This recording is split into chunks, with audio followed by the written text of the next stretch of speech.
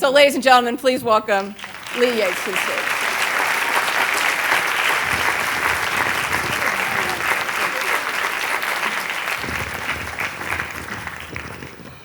The force binds all things.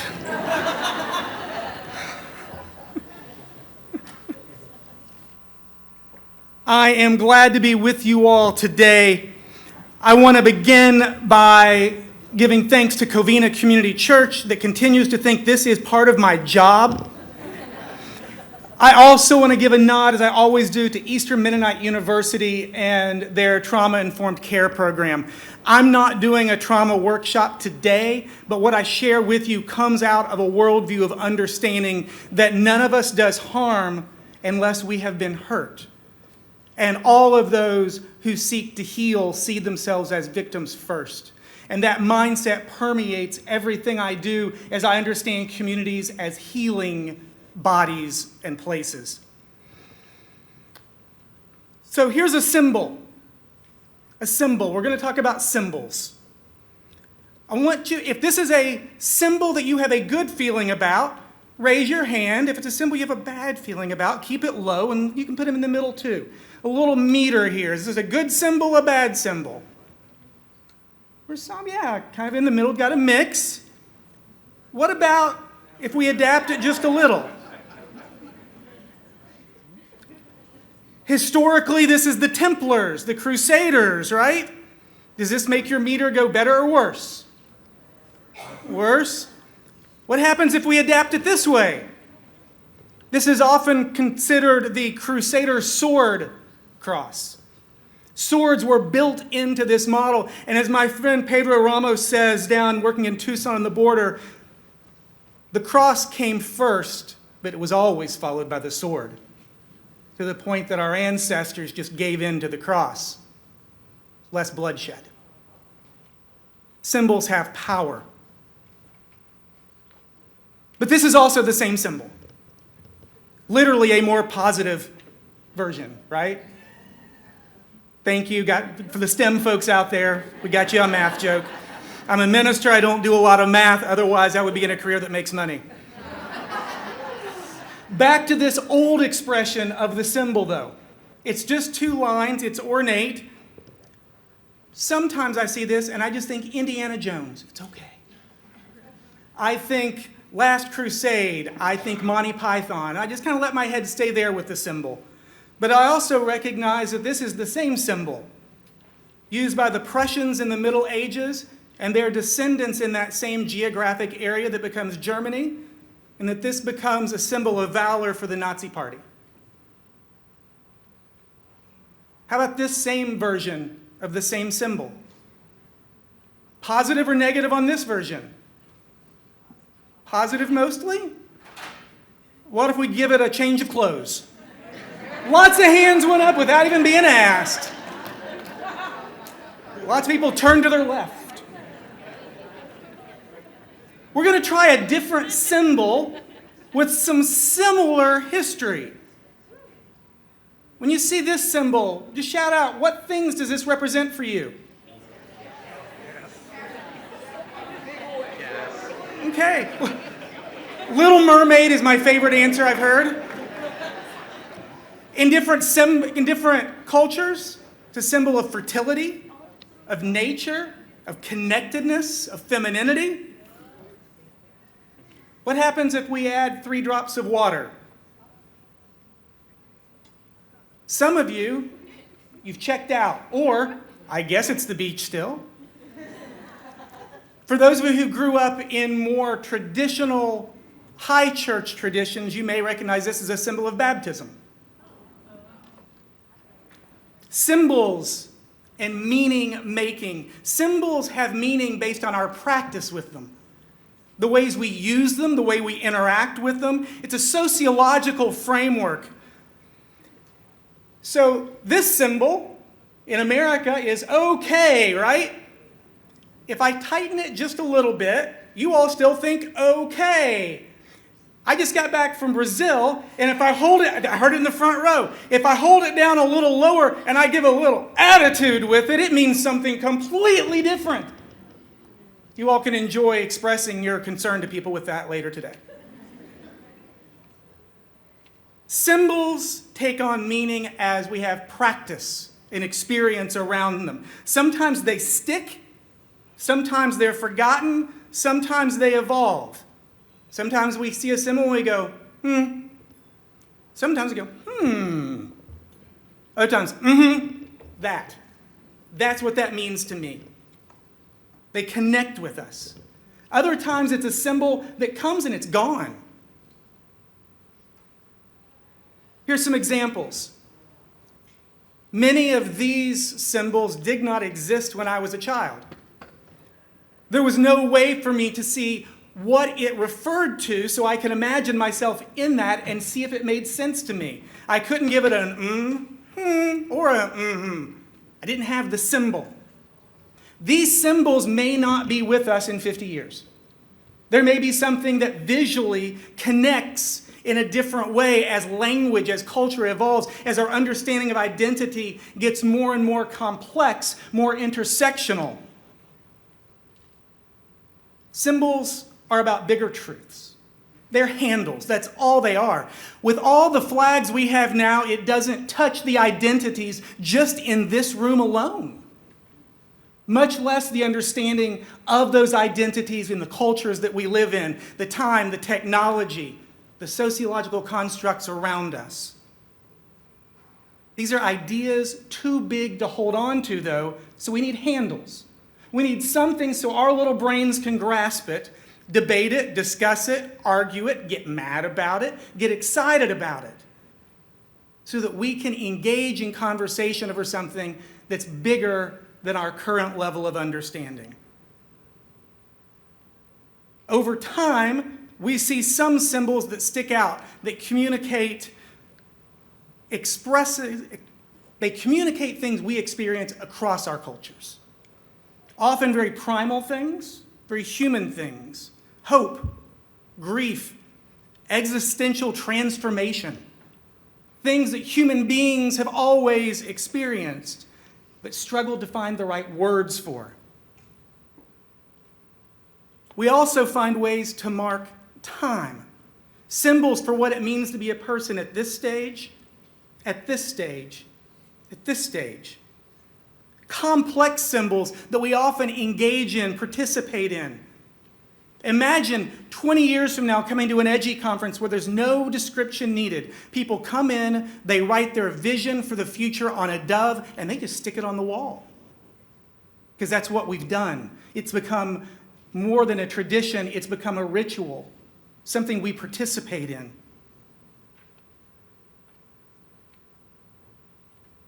Rites of passage, ceremonies, traditions, rituals, whatever you want to call them, they're different names, but they're familiar.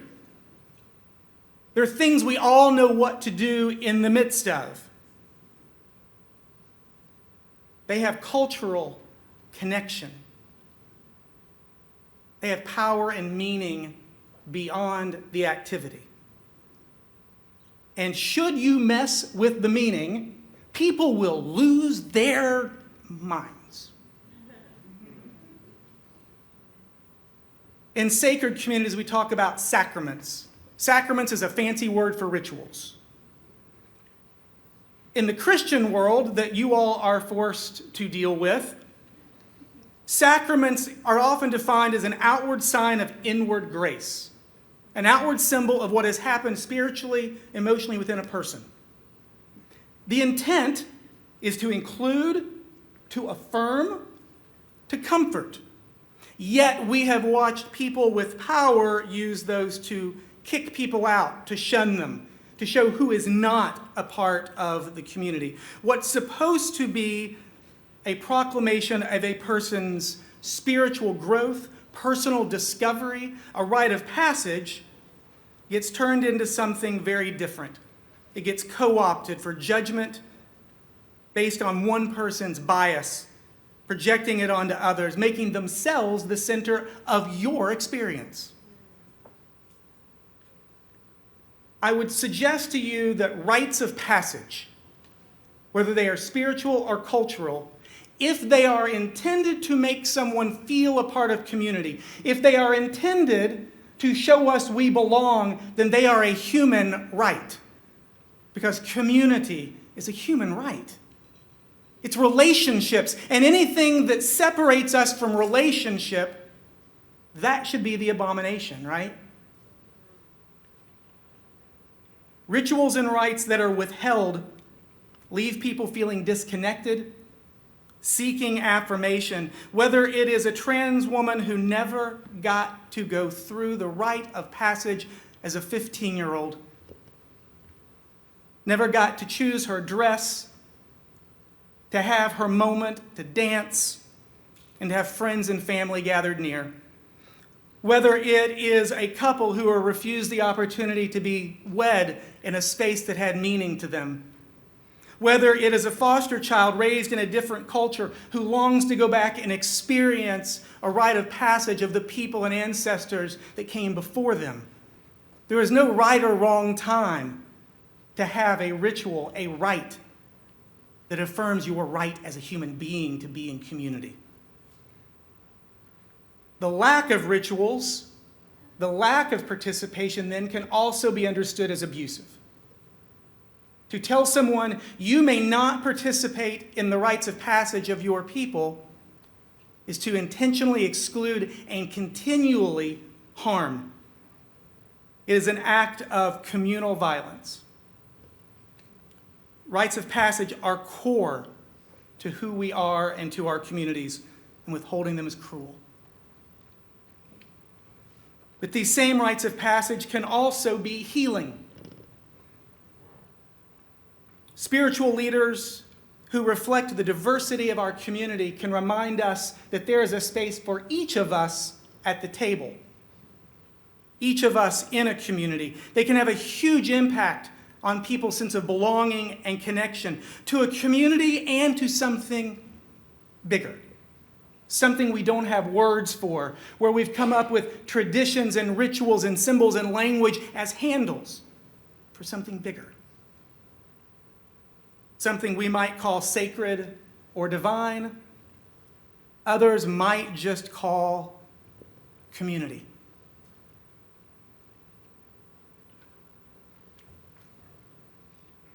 I want to show you all one other symbol.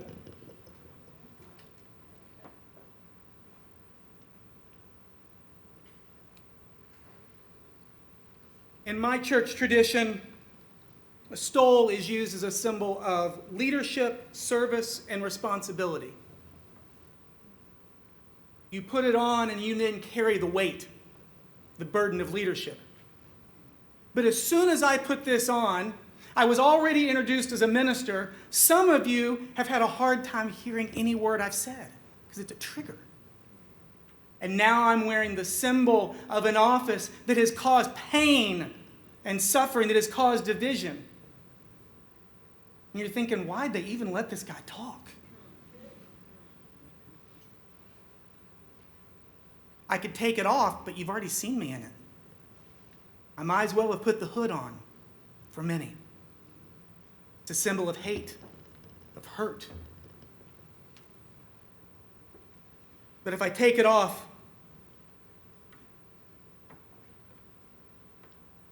say, I am sorry. For the pain people who look like me, who stand in my position, have caused you and those you love, I'm sorry. And for that,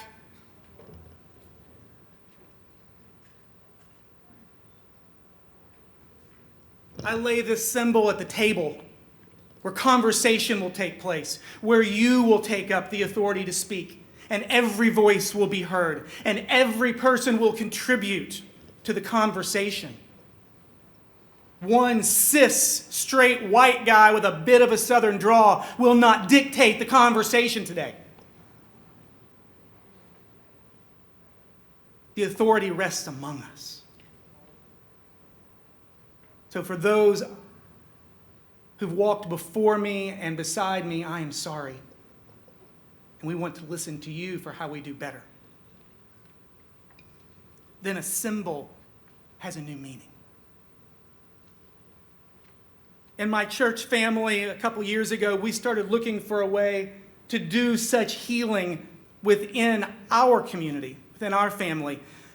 We had a number of folks who were trans and those who were parents of trans children. We asked them what they needed to seek healing, and we started a dialogue. And out of that came a new sacrament in our community. To be clear, our church is a little different. Others see us and think we're strange. We don't get caught up on things. We got rid of membership a while ago, and we just talk about who's among us in the family. We use restorative justice circles to make decisions. And we have a lot of folks in our church family who, one, would not identify as Christian, holy. Many who would identify themselves as spiritually abused. But that's a different workshop. We'll do that another year. About a third of our community identify as queer and many more as allies. We wanted to make sure we found a way for each of them to grieve the hurts that are there when it comes to their identity and celebrate what they've not yet been able to celebrate in a sacred space. So we created a transitions rite of passage or ceremony. The initial idea is that the parent of a trans child could think about the expectations they had when that child was born, the name they gave them, the hopes and dreams, and they could take time to grieve it and then celebrate the child that emerged, the person they didn't know would change their life forever, and how beautiful they are. We then partnered with Penny Lane Center, always willing to show up for the conversation, Penny Lane Center, and they took what we had created as a spiritual practice and helped us adapt the language to be a secular version. We didn't change a lot of the language, but enough to help make it accessible so we could do it in community centers or even at Edgy Conference. So we're going to invite you all throughout the day. We have 3 stations here with the secular language. We have one with the churchy language back at our booth.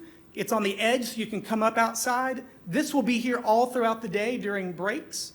We wanted you to get a chance to see how this works.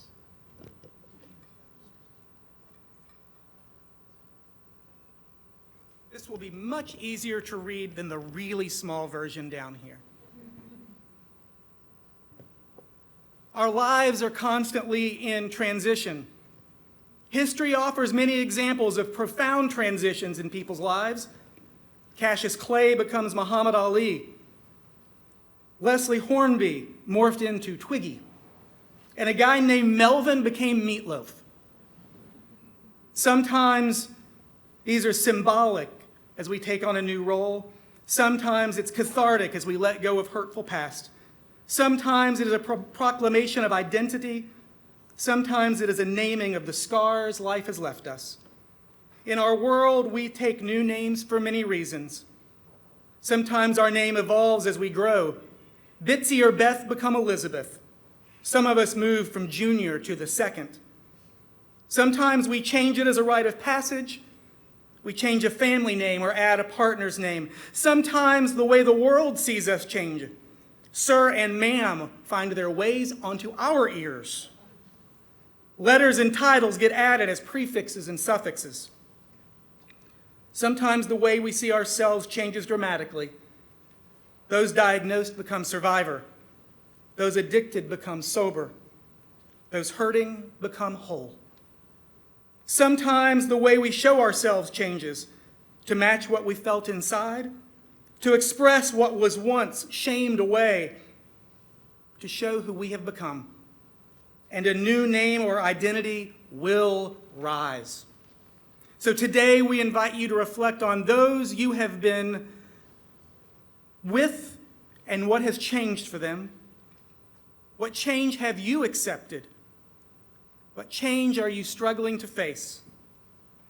We invite you today to remember names, labels, and identities of the past. You're invited to write them or draw a symbol of them in the sand. Then as you are ready, move the sand. Think about the ways time keeps flowing, about the way change keeps coming. Today, we invite you to accept and celebrate new names, roles, and identities you are growing into, or identities of others whom you love. You're invited to write or draw a symbol of them in the sand. You can take a picture of it with your phone to hold on to. You can lift up words of hope or affirmation. Then you can change the sand again, flattening it out, knowing that more change is coming, but we can face it. Knowing that others came before you and others will follow. Knowing that you are not alone and that you are seen, you are known, you are loved, you are accepted.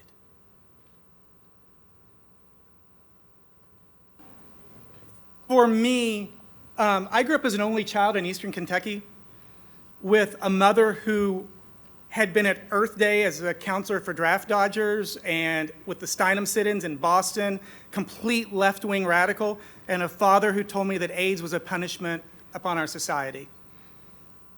I was an ADD kid that couldn't shut up, couldn't stop talking, didn't understand hygiene, and couldn't fit in. Heavily bullied, I struggled to love myself. As I got older, I put on a picture of who I thought I was supposed to be. That was an identity I had to work a long time to let go of. That picture of me that I thought was safe and acceptable. And then living into who I am as a voice, as one of privilege, who wishes I could do more with it, who finds himself in weird places, leading in places I never expected people to trust me. That's a shift for me. So as I engage this activity, for me, it is letting go of all the stuff that I thought kept me safe, and then claiming the identity that lets me be me. Yeah.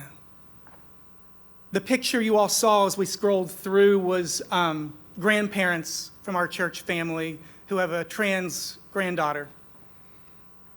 Tragic stories. The short version is they moved back from Idaho after retiring there in their forever house to raise their trans granddaughter with no help, giving up retirement, giving up security. And so they were writing, each of them, expectations and things they had plans they had made, and letting them go. And then writing the things they were excited about and hopeful. Yeah. Mic check. Okay, there we go. Just out of curiosity, what are some drawings that would be ideal for, like, trauma comes with like a wider range of different things. What are some things we can draw in the sand that would be somewhat ideal? So when you come to it, it's personal. So if you're coming and wrestling with a personal identity, it can be a name, as simple as a name.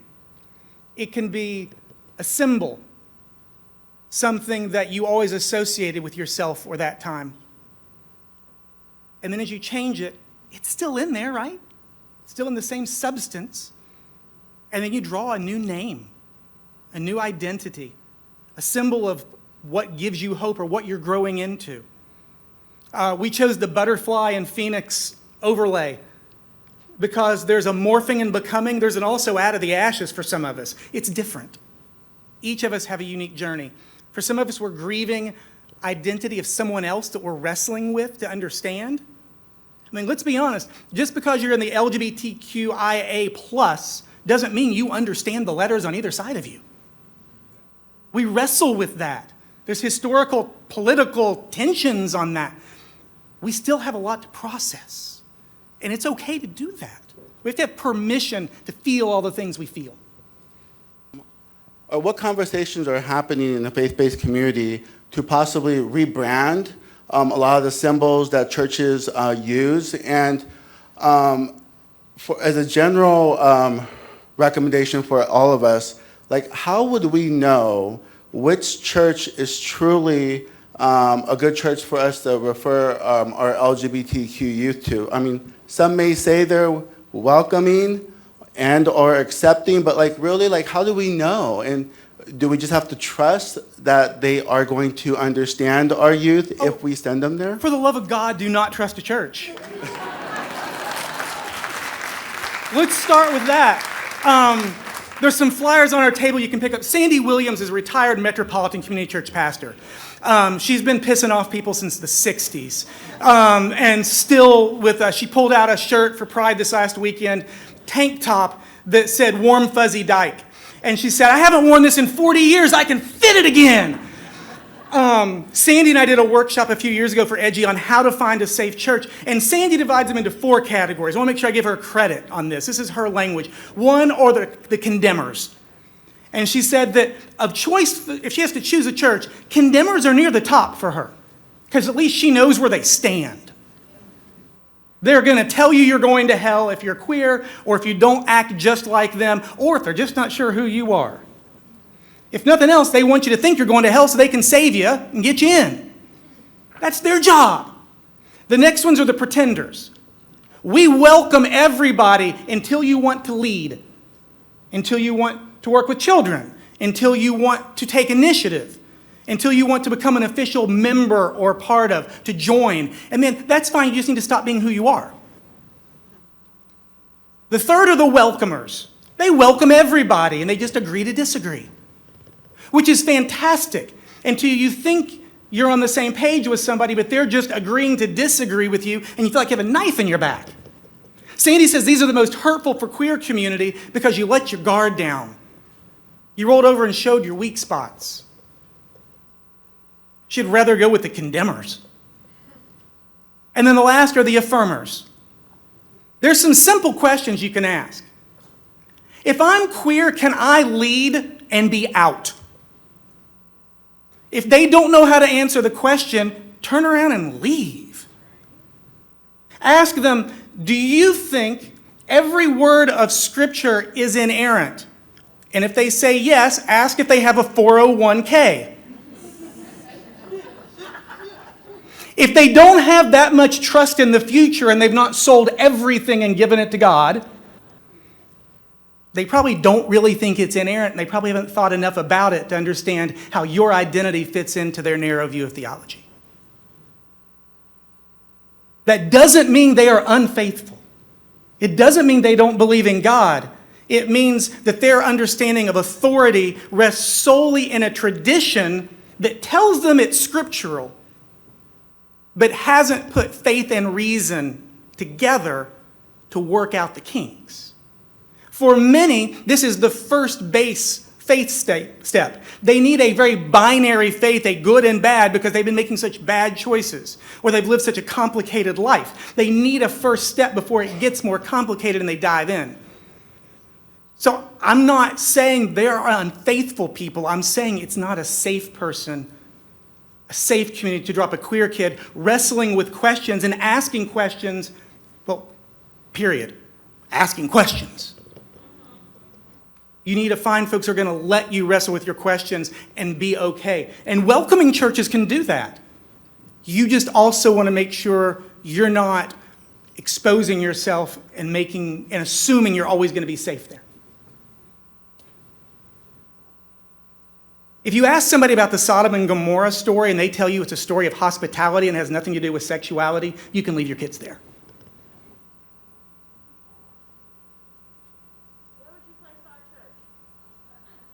Our church is on the affirming end, and the affirmers think we're a little too welcoming. We have one person in our church family, based on our bylaws, who identifies as pagan, non-binary, and a part of our Christian church family. That's who they are. They're one of us, but they don't believe everything we believe. We have folks in our community that identify as atheist, agnostic, Jewish, and they call me pastor. And they don't even get the irony in it. Yeah. Other questions? How do we have a conversation with the church that we do belong to about advocating and/or speaking about being affirming or speaking about injustices happening in the world? Or do we just cancel them and go somewhere else? I hope you will have that conversation where you are before you go anywhere else, because churches have not had the conversation internally. We have showed such cowardice over the years that it's embarrassing.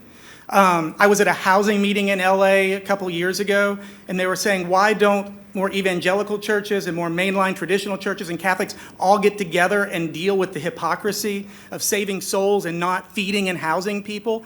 And they were asking a group of social workers up front, it's like, folks, this is an internal conversation. Don't make them have to sit through what we've not talked about for the last 100 and 200 years. Since the Civil War, churches have screwed up our internal conversation, and we've allowed it to become about individual salvation.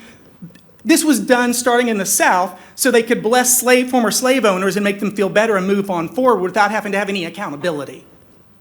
And then it becomes very much mixed into our capitalistic structure, and we start selling hell insurance. That's how this works. And we forgot that scripturally, in our tradition, salvation is communal.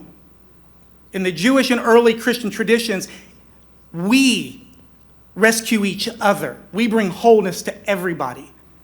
So challenging our churches to get beyond these baseline marketing lines that get blamed on God but are puddle deep. We need lay leaders like you asking questions, asking, if Jesus was ticking off the powers that be, why aren't we? If they wanted to kill Jesus because he kept upsetting people of privilege, why are we acquiescing to people of privilege? Those questions need to be asked in every church. And the beautiful part is, for those of you who are people of faith, the Bible has all those questions in it. We just don't actually read those parts. The ones that involve, Jesus. We go back to the old laws. We go to the stuff that gets written after Jesus is gone that the church uses to condemn people when they're trying to figure it out. The least qualified people to speak for Jesus are the ones the churches quote. But if we actually quote Jesus stories, it turns the world upside down. It's where Gandhi, King, and others got a lot of their ideas. Yeah, great question. And if you want some guidance on what that looks like, give me a shout and I'll connect you with some resources that are from people who are smarter than me on that. There's a lot of them. I'm just loud. Your vulnerability is what communities of faith are supposed to be about. But those same hurts are in our young people. And giving them places and experiences where they can feel that affirmation is important to them. It doesn't have to be at a church. It can be in a community group. Creating rituals, rites of passage, creating symbols. Faith communities are good at this stuff. Reach out to them for advice. Look at how they do it. They've been using it to connect people across traumas for thousands of years. But also make sure you're bringing young people into safe settings. You can create your own, but give them an opportunity to do something that is a rite of passage. You could have a quinceañera for everybody 30 and above who never got to have one. You can have a agape love feast meal for everybody who was ever denied access at a table. Whether it was pre-Jim Crow, whether it was church Eucharist, or their grandma said they couldn't come if they were with that person. Or they could come, but they'd have to cut their hair or let their hair grow out. Have a meal for them all. Whatever you do, know that you can create rituals and symbols that have power and meaning. You also might be in a position to apologize on behalf of those who never will and be that voice. Now, thank you.